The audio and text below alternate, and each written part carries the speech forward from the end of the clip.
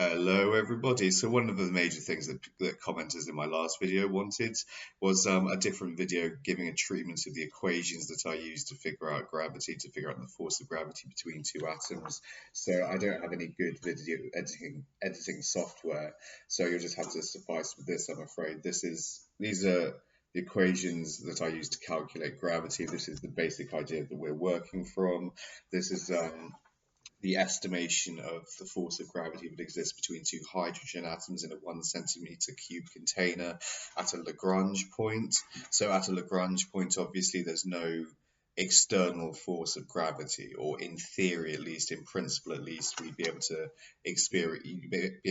witness the force of gravity between two atoms, as opposed to there being any outside interference from, say, the Earth or the Sun or anything else like that. So just to recap on what my idea for gravity entails. So we've got two atoms of hydrogen in this 1 centimeter cube container. You've got the electron densities there, these kind of fuzzy electron densities surrounding the nuclei in the center, surrounding the protons in the center of the hydrogen atom. So the electrons from one atom will be tunneling to within the electroweak range of the protons in the other atom and exchanging gauge bosons with those protons. So the gauge bosons could be photons. I personally think it's W particles being exchanged for various reasons that I do. I just think it's a more elegant model that way if you invoke W particles. I also wanted to invoke W particles as a means of explaining away antimatter. Since this quantum gravity model needs to take it back to the days of Paul Dirac and the Hall conjecture, and this idea of a Dirac sea becomes very important in trying to explain what antimatter is. So what I believe about antimatter is that it's just a hole in the background, that tunneling W particles come through the hole in the background, and we refer to that as a positron. But never mind about that for 1 minute. Let's just focus on gravity for the time being. So what we have here is a calculation. I don't know if you can see that so well. That's a calculation of the force of gravity between two hydrogen atoms using Newton's law of universal gravitation. So Newton's gravity constant is 1.67 times 10 to the minus 11.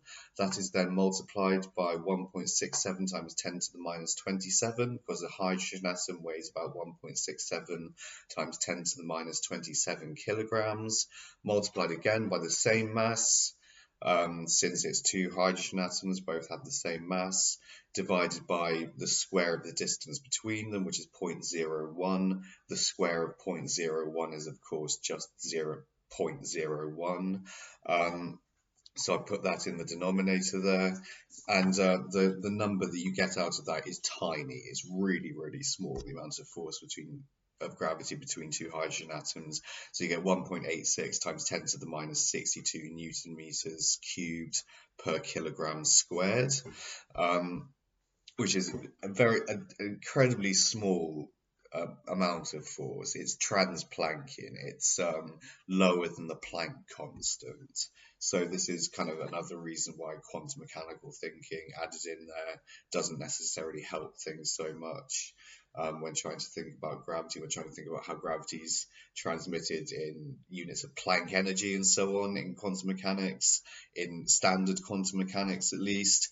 You can very see how this might seem to be an intractable problem, since the amount of force of gravity between two hydrogen atoms in a container is trans-Planckian. It's far, far lower than the Planck constant. So you can see already why this is such a difficult problem, why so many people have butted their heads against this kind of intractable brick wall in the past and have never really made much progress with it. So yeah, what else? What's next? So what I'm going to do, the next thing that I did was I wanted to try and figure out if a secondary electron density, if a density of tunneling electrons, say if that's the primary electron density, then there's all sorts of instances in which the electron pops up a bit further away from there, beyond the van der Waals radius of the atom, really. So beyond the outer limit of the atom that we would define, beyond its surface, if you like, which is determined by the van der Waals radius. So beyond there, so if it appears there, or even there inside the other atom, it's in what I would call the secondary electron density. It's within the gravitational field of the atom, if you like. So what I've done to figure out the secondary electron density is I take the number of atoms, so in this case 2, multiplied by the average atomic number of the atoms, in this case 1, divided by the ratio between the force of gravity and electrostatic repulsion, which is 4.17 times 10 to the 42.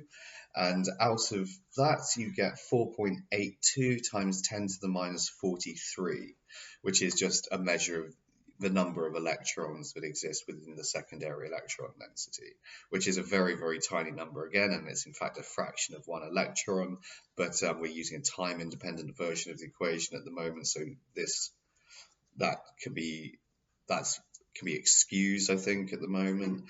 And the time-independent version of the equation yields a number that we then need to multiply by the unit of fundamental charge, which I actually have this on another document somewhere here, just on the screen here. I can't find it at the moment. Where is it? What did I do? Okay, so I multiplied it by the unit for fundamental charge, which is, I should know this now. Yeah, 1.6 times 10 to the minus 19. So you get 7.712 times 10 to the minus 62 coulombs. Then entering this value into Coulomb's law, which is the final step, which is 8.988 times 10 to the 9, which is the Coulomb's law constant. Then multiplying 7.712 times 10 to the minus 62 by 1.6 times 10 to the minus 19. So we're multiplying it by the charge of the proton. We're trying to see how much force there exists between these hypothetical secondary density electrons and protons in the other atom, right? So you've got one atom, which the electrons around it, they jump very, very, very occasionally to within the electroweak range of the proton in the other atom, exert a force of attraction over those protons, which causes the atoms to experience a slight force of attraction mutually between one another. So yeah, this is what happens. This is 7.712 times 10 to the minus 62 times 1.6 times 10 to the minus 19 over 0.01 again, squared, which is 0.01, which equals 1.1 times 10 to the minus 68 Newton meters per Coulomb squared, Newton meters cubed per Coulomb squared. So yeah, this is how it fundamentally breaks down. This is what happens when you use classical physics equations to try and estimate the properties of quantum objects. You do get very, very close, really, to the right answer given by Newton's law, which is 1.86 times 10 to the minus 62. Compared to 1.1 times 10 to the minus 68. See, we've got about a few orders of magnitude difference there. That could be caused by all sorts of things. It could be caused by me not using Coulomb's constant to quite enough decimal places, or Newton's constant to enough decimal places. It could be caused by the effects of radiation pressure between the two atoms that's not accounted for in either Coulomb's law or Newton's. So there's a few reasons there why you might expect to find some difference between these two numbers, like this number here, 1.86 times 10 to the minus 62 and 1.1 times 10 to the minus 68 Newton meters per Coulomb squared, cubed per Coulomb squared. But yeah, the difference between those two numbers really is incredibly small. It's negligible, basically, since we're dealing with numbers with, well, with a point and then 62 zeros and then 1.86, so 1.6, 1.8, 186, right? So yeah, this is, I still think the right answer. I still think this lines up very neatly indeed. If we're thinking about calculations using Coulomb's law and electrostatics and all this sort of thing, it attenuates the force of electrostatic attraction sufficiently such that it can therefore be used to explain gravity, invoking the idea of a secondary electron density whereby the electrons, almost always exist in this primary electron density, if you like, around the atom where we're used to finding electrons. But very occasionally they just jump a little bit further away from that, a little bit further away, and comprise the gravitational field of the atom. So this is all I'm saying. And yeah, the numbers seem to work out, at least, I think. And there you go, there you have it, some equations, some proof that my methods do yield something at least close to the right answer, and very, very close to the right answer indeed, actually, which I think is a bit of a result, a bit of a thing to write home about. And yeah, it does add weight of evidence in terms of mathematical formalisms to my way of thinking. I do understand that you can't just come out and say that it's a cloud of electrons, or a gravitational field is a cloud of electrons, because I know that you need to put some effort into calculation. I know that you need to derive, physical quantities using mathematics, but I think I've done that. I think I have done that. Using these methods anyway, that it's just, well, it's not the most sophisticated calculations in the world, I'll grant you that. I don't think there's any need to derive the Einstein field equations or anything like this from quantum gravity considerations, because all those efforts have led to blind alleys in the past, such as loop quantum gravity, which is now being disproven, unfortunately for it, such as string theory, which never had any proof supporting it in the first place, and was very possibly not falsifiable in the first place. But everyone gets kind of very excited when you derive the Einstein field equations for some reason, saying this must be the correct theory of gravity because you derived equations with it. But the content of the theory used to derive the Einstein field equations is just a high level of mathematical abstraction, abstruseness, and it creates untestable predictions, hence is unscientific. It produces things such as extra dimensions within its considerations, which can't be tested for, apparently, or it seems very unlikely that we'll ever be able to test for them in anything like the near future, which is deeply unfortunate, deeply problematic, unscientific, and not really the correct route to go down, I don't think. But yeah, just using really the equations for gravity that we had prior to Einstein. Excuse me. So using Newton's law for gravity, because this is what we use mostly in physics anyway, on a day-to-day basis, in astrophysics and everything else.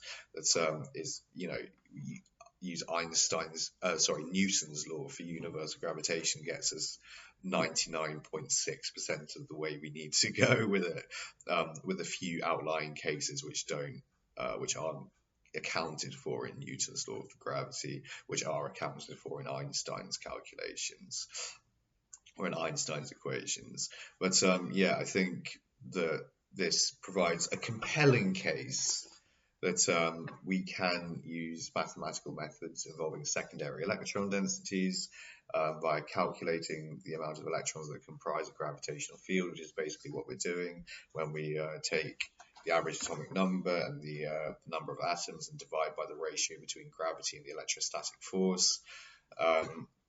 Find out how many electrons account for the force of gravity, which then fed into multiplied by the unit of fundamental charge and fed into Coulomb's law yields 1.1 times 10 to the minus 68 newtons per meter cubed over c squared, Coulomb squared. So yeah, the numbers line up, it seems, pretty much exactly, with a very small difference between the two. And yeah, I think that's the mathematical case, at least, for proposing that gravity is caused by an electron density, which I don't think should be a very controversial idea at all. But it's generated an immense amount of controversy nonetheless, which I think is like, it proves how little people understand physics, or how little even the educated in physics understand about the subject or understand about the workings of nature. Since, I mean, why would it be so controversial? What am I suggesting? Is this like woo-woo craziness? Because the video I put out last time, it got 10 likes, but it got 9 dislikes. So it split people pretty much evenly down the middle, versus the camp that's in favor of this clearly, and the camp that hates the idea. You can hate the idea or you like it, doesn't stop it being correct. But yeah, there we go. And really, when it comes down to it, do you not imagine that the electron? Do you really think that the electron is just within the van der Waals radius all the time? Do you really think that? Do you really think that it never jumps out of the van der Waals radius and creates a gravitational field? I think, if you look at the probabilities and things and how those line up, that there's a very high chance it does jump out of the van der Waals radius, but it's not so tightly bound around an atom that this fuzziness of the electron density does extend a bit of a way further than what we're currently considering, and it does produce forces between atoms and other atoms, and it causes atoms to come together in the first place. Ultimately, it's responsible for chemical bonds, which is more of a van der Waals force thing anyway, or is what we consider to be a more van der Waals force associated phenomena anyway. But yeah, ultimately, for instance, when you get O2 atoms or O2 molecules, the electrons are interacting with the protons of each atom. So this is an effect that goes on in nature all the time. It goes on all the time when electrons from one atom interact with the protons of another atom. So that is what creates chemical bonds. And yeah, we might attribute that to van der Waals forces, but then again, we might see van der Waals forces as less fundamental than gravity, and that van der Waals forces might be part of electromagnetism and gravity in a kind of unified synthesis of the two. And I think we're also expecting gravity to be unified with electromagnetism on some level. I think it would be very weird if it weren't the case that gravity is unified with electromagnetism.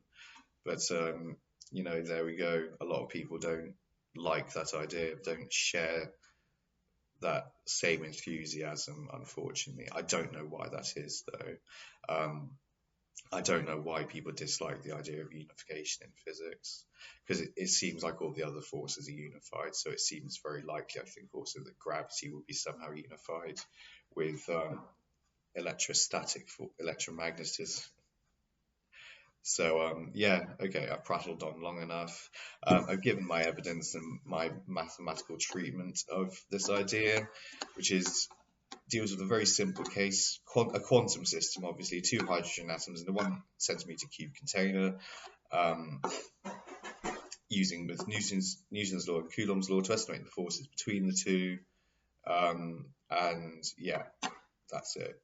You've seen the results. The results line up as neatly as I think they need to, although there may be some extraneous radiation pressure there that's not accounted for in either Coulomb's law or Newton's, that may be skewing the results very slightly.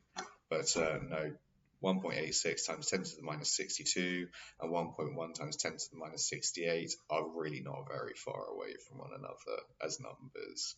That's minute in terms of a separation between those two numbers. So anyway, there we go.